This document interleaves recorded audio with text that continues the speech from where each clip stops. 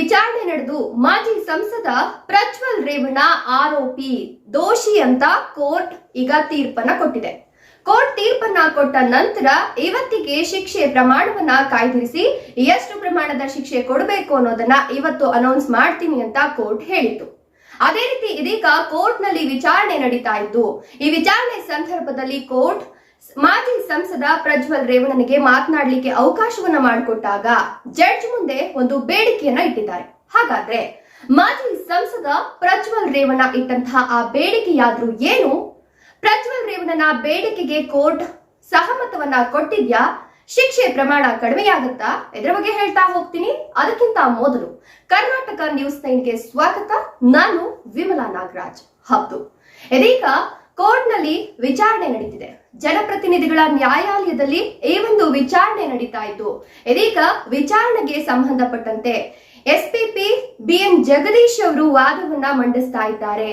ಜನಪ್ರತಿನಿಧಿ ಸ್ಥಾನದಲ್ಲಿ ಇದ್ಕೊಂಡು, ಸಂಸದನಾಗಿ ಇದ್ಕೊಂಡು ಈ ರೀತಿಯ ಕೆಲಸವನ್ನ ಮಾಡಿರ್ತಕ್ಕಂತ ಮಾಜಿ ಸಂಸದ ಪ್ರಜ್ವಲ್ ರೇವಣ್ಣನಿಗೆ ಜೀವಾವಧಿ ಶಿಕ್ಷೆ ಕೊಟ್ಟರೂ ಕೂಡ ಕಡಿಮೆನೆ ಅಂತ ಜಗದೀಶ್ ಅವರು ವಾದವನ್ನ ಮಂಡನೆ ಮಾಡ್ತಾರೆ. ಈ ಸಂದರ್ಭದಲ್ಲಿ ಮಾಜಿ ಸಂಸದ ಪ್ರಜ್ವಲ್ ರೇವಣ್ಣನಿಗೆ ಮಾತನಾಡ್ಲಿಕ್ಕೆ ಜಡ್ಜ್ ಹೇಳ್ತಾರೆ. ಆಗ ಒಂದು ಬೇಡಿಕೆಯನ್ನ ಪ್ರಜ್ವಲ್ ರೇವಣ್ಣ ಜಡ್ಜ್ ಮುಂದೆ ಇಟ್ಟಿರುವಂತದ್ದು.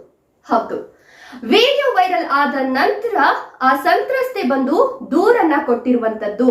ಅದಕ್ಕಿಂತ ಮೊದಲು ಆಕೆ ಯಾಕೆ ದೂರು ಕೊಟ್ಟಿಲ್ಲ ಅಂತ ಸಂತ್ರಸ್ತೆಯ ವಿರುದ್ಧವೇ ಇದೀಗ ಆರೋಪವನ್ನ ಮಾಡ್ತಿರ್ತಕ್ಕಂತ ಮಾಜಿ ಸಂಸದ ಪ್ರಜ್ವಲ್ ರೇವಣ್ಣ ಇದರ ಜೊತೆಗೆ ಇನ್ನೊಂದು ಬೇಡಿಕೆಯನ್ನ ಇಟ್ಟಿದ್ದಾರೆ. ಹೌದು, ನಾನು ಅಪ್ಪ ಅಮ್ಮನನ್ನ ನೋಡಿ 6 ತಿಂಗಳಾಯ್ತು. ನೀವು ಕರೆದಾಗೆಲ್ಲ ಬಂದು ವಿಚಾರಣೆಯನ್ನ ಎದುರಿಸಿದ್ದೀನಿ. ಜೊತೆಗೆ ನ್ಯಾಯಾಂಗ ಬಂಧನದಲ್ಲೂ ಕೂಡ ಇದ್ದೆ. 6 ತಿಂಗಳಿನಿಂದ ಅಪ್ಪ ಅಮ್ಮನ್ನ ನೋಡಿಲ್ಲ ಸ್ವಾಮಿ. ನನಗೂ ಕೂಡ ಫ್ಯಾಮಿಲಿ ಇದೆ. ಶಿಕ್ಷೆ ಪ್ರಮಾಣವನ್ನ ದಯವಿಟ್ಟು ಕಡಿಮೆ ಮಾಡಿ ಅಂತ ಬೆಗ್ ಮಾಡ್ಕೊಂಡಿದ್ದಾರಂತೆ. ಇದರ ಜೊತೆಗೆ ಚುನಾವಣೆಗೆ ಕೇವಲ 6 ದಿನ ಇದ್ದಾಗಲೇ ಆ ಒಂದು ವಿಡಿಯೋವನ್ನ ವೈರಲ್ ಮಾಡ್ತಾರೆ. ನಾನು ಚುನಾವಣೆ ಎದುರಿಸ್ತಿದ್ದೀನಿ, ಚುನಾವಣೆಯಲ್ಲಿ ಎಲ್ಲಿ ಗೆದ್ದು ಬಿಡ್ತೀನೋ ಅನ್ನುವಂತಹ ಸಂದರ್ಭದಲ್ಲೇ ಈ ಒಂದು ವಿಡಿಯೋವನ್ನ ದಾಳವಾಗಿ ಕೆಲವೊಬ್ರು ಬಳಸ್ಕೊಂಡಿದ್ದಾರೆ. ಅದಕ್ಕೆ ಆ ಸಂತ್ರಸ್ತೆ ಕೂಡ ಕುಮ್ಮಕ್ಕನ್ನ ಕೊಟ್ಟಿದ್ದಾಳೆ ಅನ್ನುವಂಥದ್ದು ಪ್ರಜ್ವಲ್ ರೇವಣ್ಣನ ಆರೋಪ. ಸೊ ಎಲೆಕ್ಷನ್ಗೆ 6 ದಿನ ಇತ್ತು. ನಾನು ರಾಜಕೀಯವಾಗಿ ಚೆನ್ನಾಗಿ ಬೆಳೀತಿದ್ದೆ. ಇಷ್ಟು ಚಿಕ್ಕ ವಯಸ್ಸಿನಲ್ಲೇ ನಾನು ಆ ರೀತಿಯ ಸಾಧನೆಯನ್ನ ಮಾಡ್ತಿದ್ದನ್ನ ಸಹಿಸ್ಕೊಳಕ್ ಆಗದೆ ಇರೋ ರೀತಿನಲ್ಲಿ ಈ ರೀತಿ ಪಿತೂರಿಯನ್ನ ಮಾಡಿದ್ದಾರೆ. ಈ ತಂತ್ರವನ್ನ ಮಾಡಿ ನನ್ನನ್ನ ರಾಜಕೀಯವಾಗಿ ಕುಗ್ಗಿಸ್ಬೇಕು ಅಂತ ಎಲ್ಲಾ ರೀತಿಯ ತಂತ್ರಗಳನ್ನ ಮಾಡಿ ಇವತ್ತು ನನ್ನನ್ನ ಇಲ್ಲಿ ನಿಲ್ಲಿಸಿದ್ದಾರೆ. ನನ್ನ ರಾಜಕೀಯ ಏಳಿಗೆ ಇವಾಗ ನನ್ಗೆ ಮುಳುವಾಯ್ತು ಸ್ವಾಮಿ.